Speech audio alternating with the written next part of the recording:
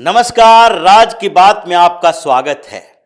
भ्रष्टाचार एक ऐसा दीमक है जो देश और समाज दोनों को खोखला कर देता है। इसलिए जरूरी है कि भ्रष्टाचार के ऊपर कार्रवाई होनी चाहिए। और जब यह कार्रवाई चल रही है तो विपक्षी पार्टी के नेता हाय तौबा मचा रहे हैं। हाई कोर्ट से सुप्रीम कोर्ट तक लाइन लगी हुई है याचिकाओं की। सब लोग डरे हुए हैं कि अगला नंबर मेरा होगा। इसलिए रात भर मीटिंग चली खड़गे के आवास पर। सोनिया गांधी बीमारी की स्थिति में भी खड़गे के आवास पर पहुंची। सीताराम येचुरी पहुंचे, शरद पवार पहुंचे और साथ ही डीएमके के टीआर बालू पहुंचे। ये सारे नेताओं ने रात भर मीटिंग की क्योंकि इनको डर लग रहा था कि हेमंत सोरेन तो गिरफ्तार हो गए, झारखंड में सियासी भूचाल आ गया है। अब आगे क्या होगा? क्योंकि मीटिंग में जो शामिल थे वही अब इंडी अलायंस के पार्टनर बच चुके हैं। क्योंकि अब आगे देखा जाए तो वहां पर नीतीश कुमार ने इंडी अलायंस छोड़ दिया। दूसरी तरफ ममता बनर्जी अलग थलग हैं। अखिलेश यादव लगभग ये मान चुके हैं कि कांग्रेस के साथ समझौता नहीं होगा। और अब केवल जो उम्मीदें बची हुई है वो उम्मीदें हैं डीएमके के साथ तमिलनाडु के अंदर, उसके बाद महाराष्ट्र में शरद पवार के साथ उद्धव ठाकरे पर भी भरोसा नहीं है। और तीसरे स्तर पर अगर देखा जाए तो ये जो कांग्रेस के नेता हैं जो कम्युनिस्ट पार्टियों के साथ केरल के अलावा दूसरे जगहों पर गठबंधन कर सकते हैं। और इसीलिए इन्हीं 4-5 नेताओं ने रात भर बैठक की कि आगे क्या होगा। क्योंकि जो ईडी की लिस्ट है उसमें 4 राज्यों के मुख्यमंत्री का नाम है जिनकी धड़ाधड़ गिरफ्तारी होने वाली है। और उनके साथ 11 ऐसे पूर्व सीएम भी हैं जिनके ऊपर तलवार लटक रही है। कभी भी ईडी की टीम उनके घर पर पहुंच सकती है क्योंकि सारे भ्रष्टाचार में लिप्त हैं। और एक एक करके सबको समन जारी किया जा रहा है, पूछताछ की जा रही है। और इसलिए इस मीटिंग का मेन मकसद था कि कैसे हम लोग एक दूसरे को बचा सकते हैं। क्योंकि सुप्रीम कोर्ट में तो ये पहले ही हार चुके हैं। 14 पार्टियां गई थी सुप्रीम कोर्ट में कि आप हमें ईडी से सुरक्षा दीजिए। मतलब पहले ही सुप्रीम कोर्ट से आदेश ले ले कि ईडी को किसी भी मुख्यमंत्री, पूर्व मुख्यमंत्री, बड़े नेताओं को गिरफ्तार करने का अधिकार ना हो। ईडी ऐसे ही केवल इन्वेस्टिगेशन करे। उसी तरीके से जैसे 70 सालों से भ्रष्टाचार का खेल चल रहा था, गिरफ्तारी नहीं होती थी, सजा में सालों साल लग जाते थे, वैसे ही अभी भी चलता रहे। यह सुप्रीम कोर्ट से रिक्वेस्ट की गई थी, लेकिन सुप्रीम कोर्ट ने कह दिया कि हम पॉलिटिकल बायसनेस नहीं दिखा सकते।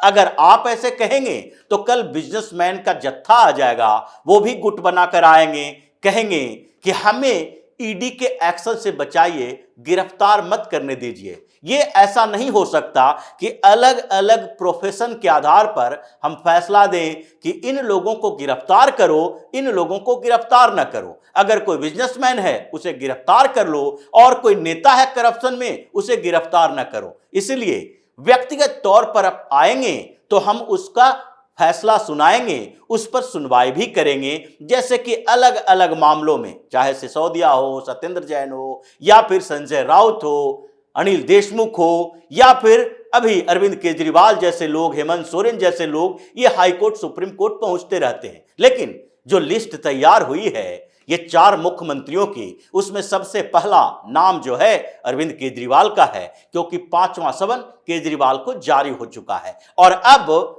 केजरीवाल अपने वकीलों के साथ बैठकर सलाह मशवरा कर रहे हैं। डर उनके अंदर इस बात को लेकर है कि जब 10 समन गया हेमंत सोरेन के पास, उन्होंने इग्नोर करने की कोशिश की। हेमंत सोरेन भी पहले हाई कोर्ट गए थे, फिर सुप्रीम कोर्ट गए थे, लेकिन कहीं से उनको पहले इस बात के लिए आश्वासन नहीं मिला कि आपको ईडी समन न भेजे, गिरफ्तार न करे। कोर्ट कचहरी का चक्कर लगाने के बाद अंत में उन्होंने सरेंडर करना स्वीकार किया और अब गिरफ्तार कर लिए गए हैं। इसलिए केजरीवाल को लग रहा है 5वां समन ही आखिरी ना हो जाए।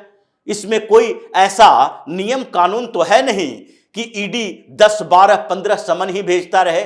ईडी को जब लगेगा 5वें समन के बाद भी या तो कोर्ट से या सीधे आपके घर पर आकर पूछताछ के लिए आपको डिटेन करेगी, पूछताछ के बाद हिरासत में लेगी। इसलिए केजरीवाल डरा हुआ है। दूसरे जो एक और नए नए मुख्यमंत्री बने हैं और वो है रेवंत रेड्डी, तेलंगाना के मुख्यमंत्री, कांग्रेस के नेता, वो भी ईडी के रडार पर है। मामला 2015 का है और उससे पहले जिस तरीके से रेवंत रेड्डी उस समय टीडीपी के नेता हुआ करते थे, टीडीपी के फ्लोर लीडर थे, और जब वहां पर एमएलसी का इलेक्शन हो रहा था आंध्र प्रदेश के अंदर, उस समय तेलंगाना नहीं बना था, वो उससे पहले का मामला है, और उन्होंने 50 लाख रुपए नॉमिनेटेड एमएलए को घूस दिया था कि हमारे फेवर में वोटिंग कीजिए।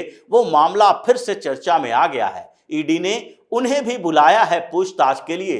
मनी लॉन्ड्रिंग का मामला है। ये मामला केवल वोट के लिए घूस देने का नहीं है।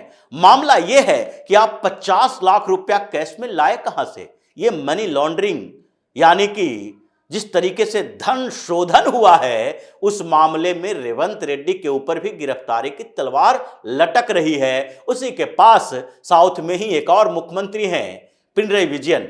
इनका भी मामला बड़ा गंभीर है। इन्होंने जब ये बिजली मंत्री हुआ करते थे सरकार में, तो केरल में इन्होंने एक कॉन्ट्रैक्ट दिया था हाइड्रो इलेक्ट्रिक पावर प्रोजेक्ट के लिए, और वो SNC company, SNC Tavleen company थी कनाडा की, और उसमें हेराफेरी का आरोप लगा था कि कॉन्ट्रैक्ट पैसा लेकर दिया गया है। उसमें ईडी ने पीएमएलए के तहत मामला दर्ज किया है और पिनरई विजयन का नाम सीधे आया है।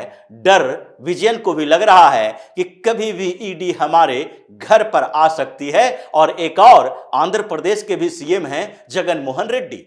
ये जगन मोहन रेड्डी के ऊपर आरोप है भारतीय सीमेंट को लेकर, फिनेंशियल ट्रांजैक्शन का मामला है, मनी लॉन्ड्रिंग के तहत मामला दर्ज किया गया है, और जगन मोहन रेड्डी के भी गिरफ्तारी के चांसेस बनते हैं, क्योंकि उनको भी इस बात का डर है कि अभी जो सिचुएशन चल रहा है उसमें पीएम मोदी ने साफ तौर पर कह दिया है कि चुनाव कोई मामला नहीं है। ये विपक्षी पार्टियां जितना चीखती चिल्लाती रहे, आप इस बात के लिए मत सोचें कि यहां पर अगर हल्ला हंगामा करेगी तो उससे आप भ्रष्टाचार के खिलाफ अपने मुहिम को कमजोर कर दें। ये 4 सीएम ऐसे हैं जिनके ऊपर गिरफ्तारी की तलवार लटक रही है, लेकिन इस लिस्ट में और भी नाम हैं। 11 ऐसे नेता हैं जो पूर्व सीएम हैं और सीएम रहते हुए इन्होंने भ्रष्टाचार किया था। अलग अलग राज्यों के जो पूर्व सीएम हैं उनके ऊपर भी गिरफ्तारी की तलवार लटक रही है। हाल में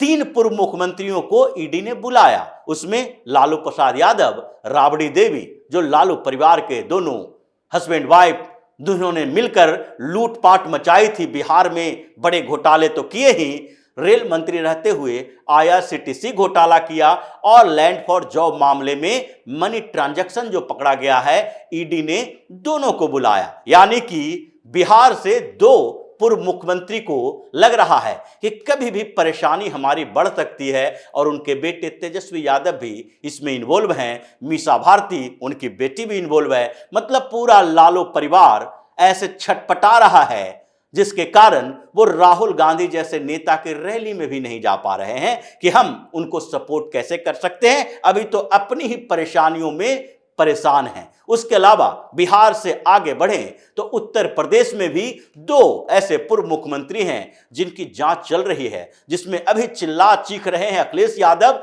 ये भी गोमती रिवर फ्रंट घोटाले में फंसे हुए हैं। ईडी ने चार्जशीट भी दायर की है और इनसे कभी भी पूछताछ हो सकती है। मायावती एक नहीं बल्कि अपने सीएम के कार्यकाल के दौरान जो प्रोजेक्ट इनका था पार्क का, अंबेडकर पार्क का, या फिर दूसरे जो इन्होंने करोड़ों का मकान दिल्ली में बनवाया जिस पर छापेमारी भी हुई थी, आय से अधिक संपत्ति का मामला, ये सारे जांच के दायरे में हैं। मनी लॉन्ड्रिंग का केस उनके ऊपर भी है। यानी कि उत्तर प्रदेश के जो 2 पूर्व मुख्यमंत्री हैं मायावती और अखिलेश यादव, ये दोनों के दोनों फंसे हुए हैं। वही नहीं बल्कि छत्तीसगढ़ में अभी पूर्व मुख्यमंत्री बन चुके हैं भूपेश बघेल। लेकिन कुछ समय पहले ही वो मुख्यमंत्री हुआ करते थे, उनके खिलाफ 3 मामले चल रहे हैं। एक तो महादेव सट्टा ऐप, जिसमें 506 करोड़ रुपया उन्होंने डकार लिया, सीधे आरोप है। और ये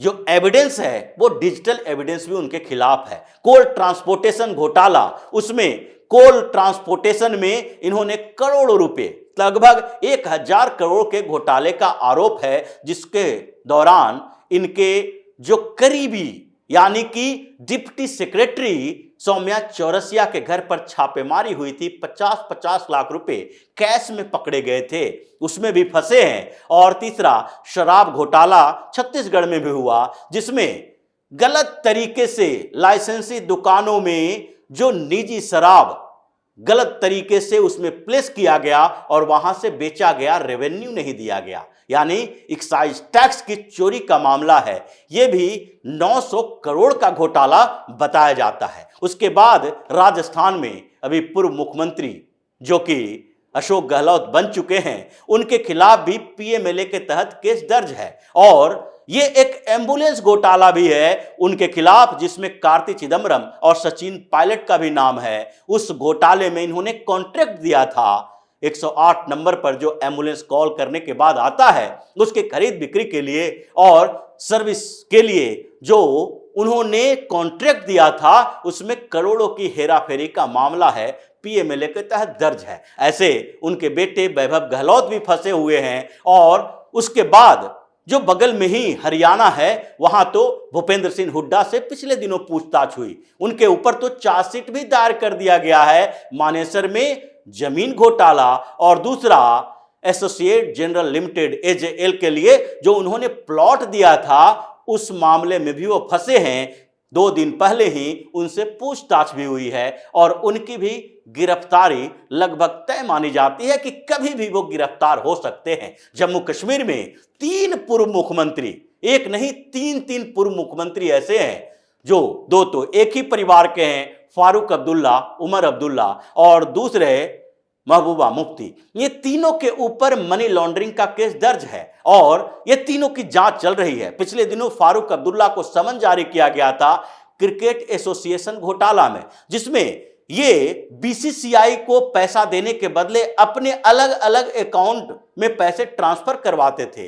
लाखों करोड़ों का ये जो खेल चल रहा था, उसमें ये फंसे हुए हैं। रोशनी लैंड घोटाला में भी फंसे हुए हैं और उनके बेटे जो उमर अब्दुल्ला हैं, वो जम्मू कश्मीर बैंक के फ्रॉड में फंसे हुए हैं, जहां पर उन्होंने डायरेक्टर्स की नियुक्ति की थी, वो भी एक मामला था। और जेन के बैंक में उन्होंने अपने लोगों को रख के वहां से पैसे निकलवाए थे, लोन के नाम पर फ्रॉड किया था। इस मामले में भी पीएमएलए के तहत केस दर्ज है और महबूबा मुफ्ती रोशनी लैंड घोटाले में भी हैं शामिल और जेन के बैंक, जम्मू कश्मीर बैंक के फ्रॉड में भी इनका नाम है, जहां से इनके परिवार के अलग अलग लोगों को पैसा ट्रांसफर किया गया था और ये मनी ट्रेल पकड़ा गया है। पिछले दिनों जो छापेमारी हुई थी, उसमें एक डायरी मिली थी और ईडी को जो डायरी मिली, उस डायरी में महबूबा मुफ्ती के पूरे परिवार कुनबे का नाम था कि किन लोगों को जम्मू कश्मीर बैंक से पैसे ट्रांसफर हुए घोटाले के। करोड़ों रुपया लोन के नाम पर, फ्रॉड के नाम पर इन लोगों ने अपने नाम किया और फिर दिवालिया घोषित करके उसे हड़प लिया। ये सारे के सारे पूर्व सीएम हैं, जिसमें महाराष्ट्र के शरद पवार, इनके पोते रोहित पवार को 2 बार पूछताछ के लिए बुलाया जा चुका है। शरद पवार को पिछले बार बुलाया जब गया था तो ये अपने गाड़ियों के काफिलों के साथ ईडी दफ्तर खुद ही पहुंच गए थे। फिर से समन जारी होगा, क्योंकि इसीलिए सोनिया गांधी, मल्लिकार्जुन खड़गे के साथ मीटिंग में शरद पवार भी थे कि हमारा नंबर भी आ रहा है। छटपटा रहे हैं इस बात के लिए कि ये बुढ़ापे में अगर गिरफ्तार कर लिया गया तो क्या करेंगे। स्थितियां ऐसी हो गई है कि 11 पूर्व मुख्यमंत्री, 4 मुख्यमंत्री सब ईडी के राडार में हैं, क्योंकि ये बड़े नेता हैं। इनके अलावा अगर लिस्ट की बात की जाए तो 95 ऐसे विपक्षी पार्टियों के नेता हैं जिनके ऊपर ईडी की इंक्वायरी चल रही है, जिसमें सबसे ऊपर टॉप में कांग्रेस पार्टी है। जिसके सबसे बड़े नेता राहुल गांधी, सोनिया गांधी, ये दोनों फंसे हुए हैं। ये दोनों नेशनल हेराल्ड मामले में बेल पर चल रहे हैं। लेकिन सारे जो कांग्रेस के नेताओं की बात करें, 24 नेता कांग्रेस के ऐसे हैं जिसके ईडी के इंक्वायरी चल रही है। 19 टीएमसी यानी ममता बनर्जी के हैं। उनके भतीजे अभिषेक बनर्जी के ऊपर 2 मामलों में सीधे केस चल रहा है, कोर्ट में सुनवाई चल रही है, गिरफ्तारी उनकी भी हो सकती है। इसलिए हाई कोर्ट में सेटिंग करके ममता बनर्जी जजों को भी धमकी देने के मामले में फंसी हुई है कि कैसे जो जस्टिस सोमेन सेन हैं उनके साथ ममता बनर्जी कनेक्शन बना रही है और दूसरे जजों को मोबिलाइज कर रही है कि अभिषेक बनर्जी के केस को थोड़ा खींचा जाए, जल्दीबाजी न किया जाए, उनको बदनाम होने से बचाने के लिए जो कर सकते हैं वो कीजिए। मतलब अब ये 95 बड़े बड़े नेता, 4 मुख्यमंत्री, 11 पूर्व मुख्यमंत्री, इन सारे लोगों की धड़कनें तेज है क्योंकि लिस्ट तैयार है, ईडी रुकने वाली नहीं है। और केजरीवाल के लिए तो सबसे बड़ा सेटबैक यही है कि अभी केजरीवाल बैठे हुए हैं अपने घर पर, सोच रहे हैं, और उसी समय दिल्ली जल बोर्ड घोटाले में ईडी ने 2 लोगों को गिरफ्तार किया। जगदीश अरोड़ा जो कि चीफ इंजीनियर हुआ करते थे, रिटायर हो चुके हैं, और अनिल अग्रवाल जो कॉन्ट्रैक्टर थे। ये 2022 का ही मामला है जिसमें एसीबी ने यानी एंटी करप्शन ब्यूरो ने इसकी जांच की थी और फिर यहां से मामला ईडी के पास आया था। इन दोनों को आज ही गिरफ्तार किया गया है हेमंत सोरेन की घटना के बाद। इसलिए केजरीवाल को लगता है उनका दरवाजे पर कभी भी ईडी की टीम पहुंच सकती है। मतलब ये भ्रष्टाचार से अब समझौता नहीं किया जाएगा।